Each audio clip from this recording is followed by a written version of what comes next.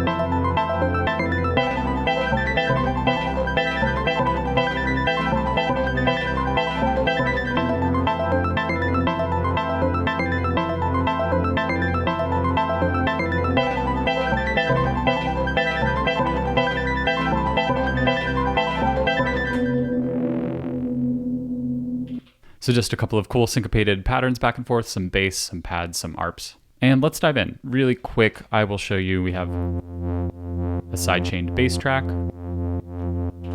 And again, I split the progression over two patterns. Pretty simple. We have a fun arp. That just changes speed between patterns. Our main chord progression is on track 1.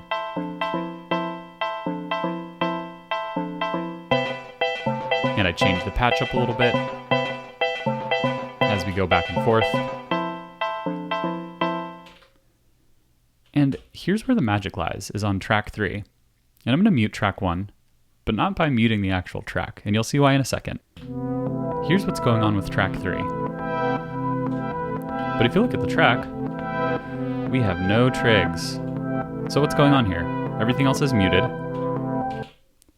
And if we bring up the level of track 1 and mute it, nothing happens with track 3.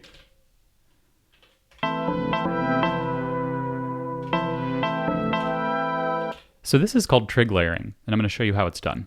What you first want to do is take a track that has no audio content. So before we started, this is what we had. And then we decide we want a trig layer. So pick a sound that you want to copy the rhythm of another track. Slight DL, great pad. And then pick a track that you want to mimic the rhythm of, go into your voice menu, and let's take a look at layer, which is knob H. The default state will show you whichever track you're on, 1, 2, 3, and 4, respectively, lining up with the grid. And then to copy the rhythm of this track onto another track. So basically, to play back a different track, according to the trigs of the track you have selected, you can just select the track with the H knob. So that's track 2, 3, 4. You can even trig layer on multiple tracks. So you have all the configurations. So what we're doing is we're taking this sound that we have on track 3 and controlling it with the trigs that we have on track 1. And I can show you this by taking down the level of track 1. And you can hear those transients of the pad occurring when those trigs are laid down.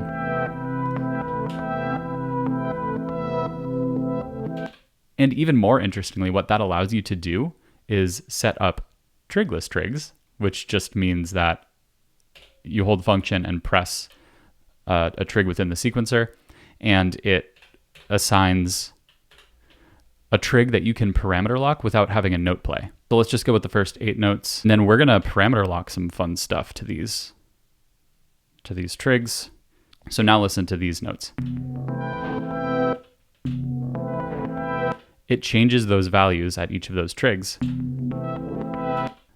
So then what you can do is either trig lock individual steps, or you can record parameter locks and automate them like this.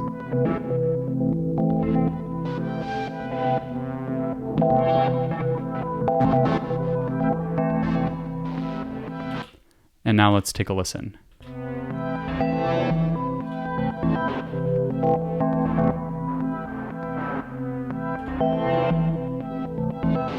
So all of those parameters that we adjusted while the tune was playing are now saved to each of those steps. And you can see by holding each step where the values are that become highlighted on the screen.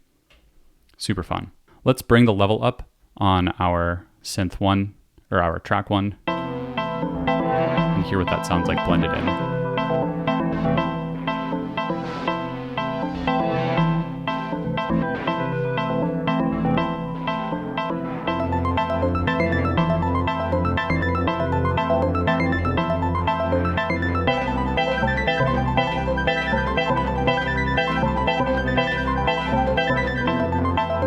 And let's mess around with this in the context of adding harmonization to a new pattern. We're just going to stick to one page, keep it really simple. I'm going to use track 1, put down 4 trigs. We're going to go to track 2.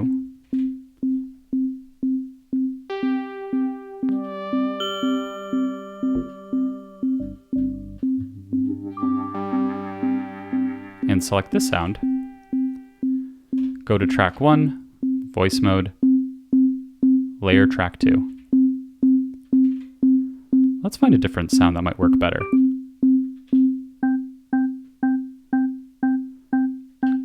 And then play around with some of the ratios.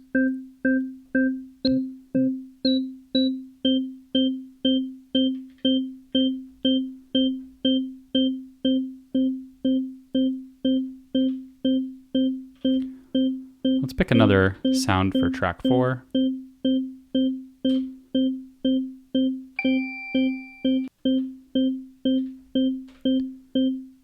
And make sure that we're layering both 2 and 3.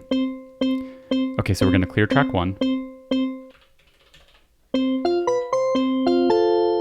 And now you can see that we have control of tracks 1, 2, and 3 with the keyboard. So again, let's put some trigless trigs on track 3 and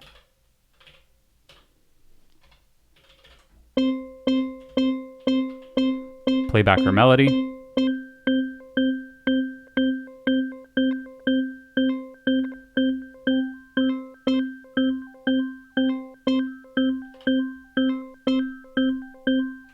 And let's do the same thing with track 2.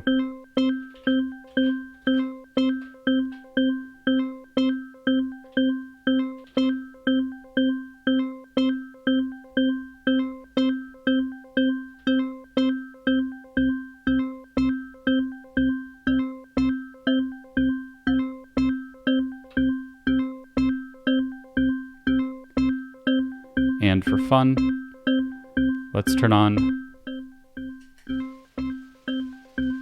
the generation loss.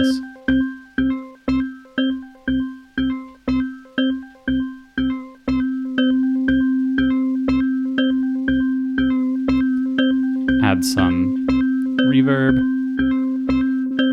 here, add some chorus. Whoops.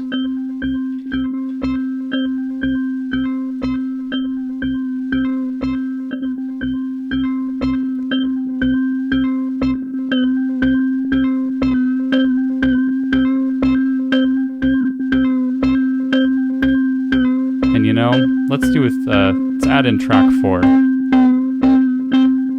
But we gotta change the sound first.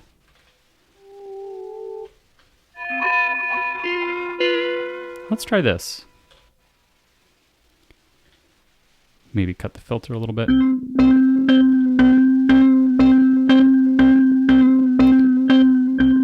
Turn down the level. Let's pan it over here.